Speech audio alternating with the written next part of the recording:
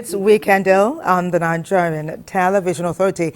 And talking about legacies, the NTA has hallmarked a lot of legacies in terms of the group of people and the number and the quality of people that have been thrust up via the NTA. Talk about broadcasters of renown, people in the entertainment industry. For many decades, the NTA has been systematically highlighting and celebrating people who are touching lives locally and internationally. Not to forget that we did it with Yakubu Gowon yesterday. Yes. As he clocked 90, trust us now, the NTA was out there with many cameras and smiling producers to earmark and capture everything happening there. Yes. Something worthy of celebration, isn't it? 90. That's a legacy. That's a legacy on its own. Okay. Okay, but we're told that now is a good time to join Citizen Development Lottery Limited, and they too are striving to create a legacy. Yes. Would you say they've touched legacy status? Yes, they're getting there. And I was actually going to ask Ogumba that 90 is remarkable. Wow. What do you think? 90 is remarkable. Not even only remarkable, is something to thank God about. Yes. 90. You hardly hear people at that age that have passed through stress of government getting to 90. Wow. Many are from 70, before 80, see they are gone. Yes. So I think because the man chose to live a peaceful life in his place in Jos, you hardly hear him make comment on nationalism. It's rare for you to hear go and come out to say things. Before he says something, knows that the thing has gotten out of hand. That's how to live a life.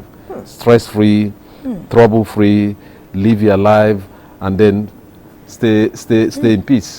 All right, we're talking and you do remember that thing from the contribution from Owerri? Yes. Where they showed. I need you to react to that. What do you think? Seeing those iconic figures and what they did. Let me start with Onyeka Owen. Okay. Her song was for unity. So she left a legacy that is, we can say, that when you think about it, you think about uniting the country.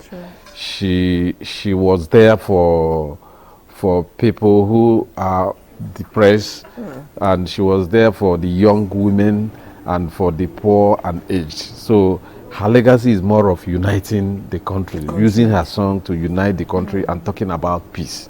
Then you look at Chief Emmanuel Iwanyanwu. Everybody in this country, even they won't know about Iwanyanwu, who through his Iwanyanwu Football Club was able to empower young people. Politically.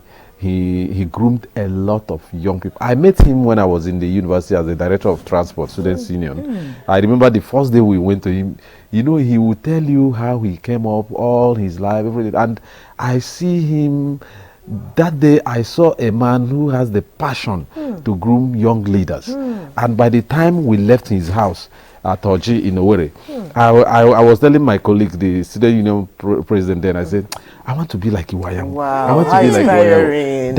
That is Iwanyanwu for you. So you have so many of them. And I saw there Sambakwe. Yes. His own is, you can imagine the old Imo states, where you have places like Afikpo, Omahia, Breba, Bende, and you come to the Imo now. The governor.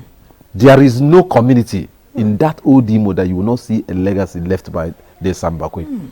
That is what is called leaving a legacy that the generation and generation yet above will come and say, who did this? The Sambakwe. Who did this? Emmanuel Iwanyanwu. Who did this? Onyeka Onwenu. So I'm amazed, and it's coming from my state. That shows that Igbo people, we don't have to leave a good legacy. You had many role models.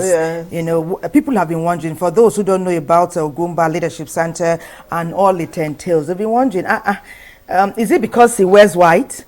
Is it because he has a nice cap? Is it because his glasses look good, or he's always smiling?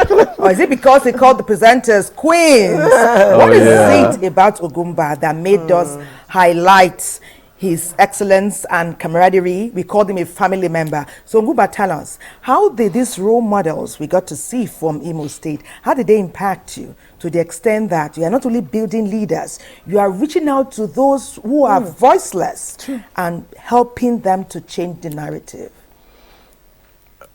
Like I just mentioned, these icons from Imo State, and then you you want to know, why do I do what I do?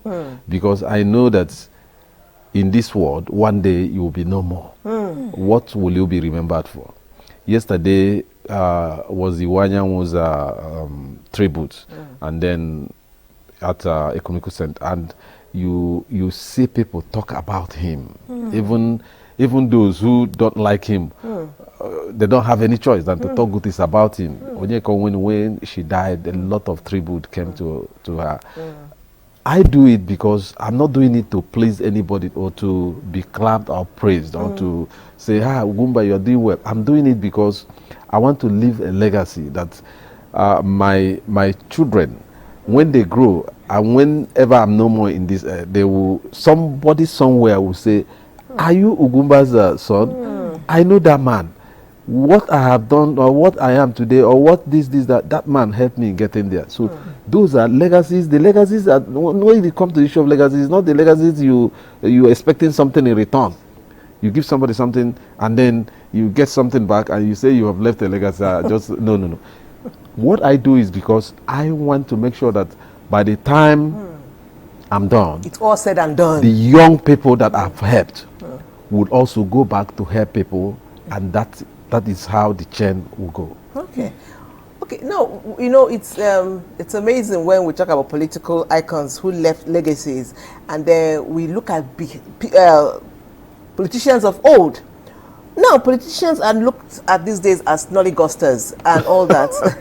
What changed in our political terrain?